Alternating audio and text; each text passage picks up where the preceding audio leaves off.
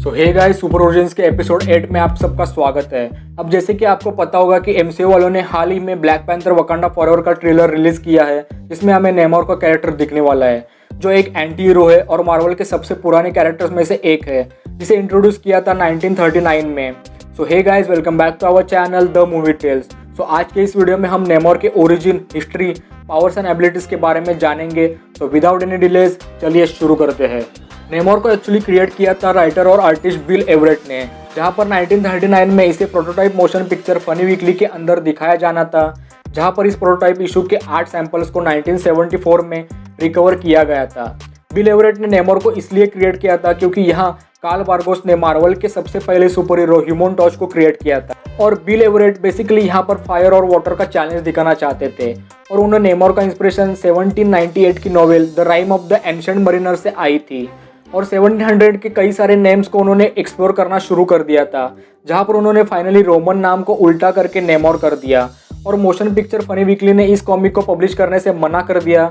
तब यहाँ उसे मार्वल कॉमिक्स के इशू नंबर 1 में पब्लिश किया गया, जो फाइनल रिलीज हुई 1939 में। इनिशियली 1940 के ज़माने में कॉमिक्स के अंदर नेमोर को एज ए विलन ही दिखाया गया था, लेकिन सरप्राइज की बात यह थी कि सी और नेचर से जुड़े हुए अपने कॉज को लेकर ह्यूमन से लड़ने के बावजूद भी रीडर्स उसे ऑफेंड नहीं हो रहे थे। सो इसी कारण बहुत जल्द उसे as a anti hero develop किया गया। देन उस टाइम टाइमली कॉमिक्स में कैप्टन अमेरिका और ह्यूमन टॉर्च के साथ मिलकर नेमोर वर्ल्ड वॉर 2 में नाजिस के अगेंस्ट भी लड़ा था। देन इसके बाद वो कॉमिक्स से गायब ही हो गया था, लेकिन फाइनली उसकी एग्जैक्ट ओरिजिन देखने मिली 1968 के द सबमरीनर इशू नंबर 1 में, जहां पर अंटार्कटिका में एक कंटेन्ड वाइब्रेनियम डिपॉजिट के बारे में पता चलने के बाद लियोनार्ड मैकेंजी अपने क्रू के साथ उसे रिकवर करने के लिए जाते हैं, और वहां पर एक्चुअली कई सारे ब्लास्ट करने की वजह से ब्लू स्किन्ड एटलांटियंस को लियोनार्ड मैकेंजी और क्रू का पता चल जाता है। फाइनली उस समय के एटलांटियन के राजा ठाकुर अपने बेटी प्रिंसेस फेन को इस चीज़ के इन्वेस्टिगेशन के लिए भेजा जाता है, जहां पर वो लियोनार्ड मैकेंजी से मिलती है और उन दोनों में प्यार हो जाता है। आगे जाकर ये दोनों शादी भी करते हैं, जिसके बाद एटलांटियन सोल्जर लियोनार्ड और क्रू पर अटैक करते हैं,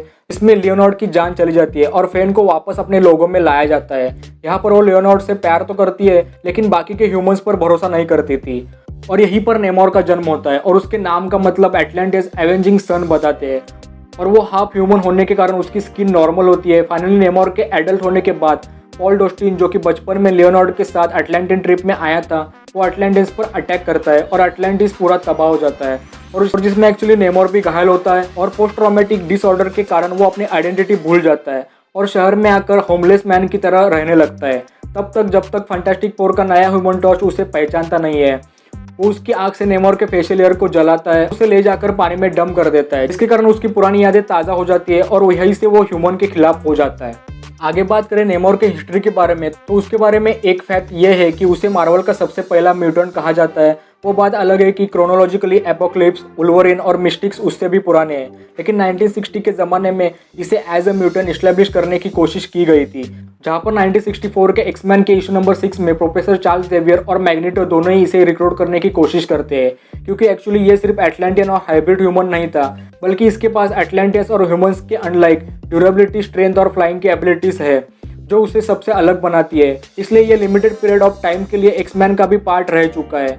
साथ ही साथ वकांडा फॉरएवर के अंदर उसे वकांडा से एक खास दुश्मनी निकालते हुए दिखाया जा रहा है, और ये एक्चुअली कॉमिक्स में भी रह चुका है, जहां पर 2012 के एवेंजर वर्सेस एक्समैन के क्रॉसओवर इवेंट के दौरान नेमोर एक्चुअली फिनिक्स फोर्स का भी होस्ट बन चुका है, और अपने पावर्स को यूज करके वो वकांडा को फ्लड भी करता है। और सीक्रेट वॉर्स के इनकर्जन के दौरान नेमोर और टिचाला के बीच में भी बहुत बड़ी फाइट होती है, जहां पर टिचाला एक्चुअली नेमोर को स्टैप करता है और उसे उसके यूनिवर्स में मरने के लिए छोड़ देता है। साथ ही साथ वो एक फॉर्मर एवेंजर भी रह चुका है, और तो और वो इल्यूमिनेटी टीम का फाउंडर मेंबर भी रह चुका है, लेकिन कई बार उसे विलन्स दिखाने की सबसे बड़ा रीजन ये है कि उसकी वफादारी सिर्फ और सिर्फ अटलांटिस के साथ है, और फाइनली उसकी हिस्ट्री फैंटास्टिक फोर के सू रिचर्ड्स के साथ भी रह चुकी है, जहां पर वो एक्चुअली सू रिचर्ड्स से बहुत ही ज़्यादा अट्रैक्ट होता है। रीड रिचर्ड्स के साथ रिलेशनशिप होने के बावजूद भी सू और नेमोर का एक रोमांटिक रिलेशनशिप रह चुका है।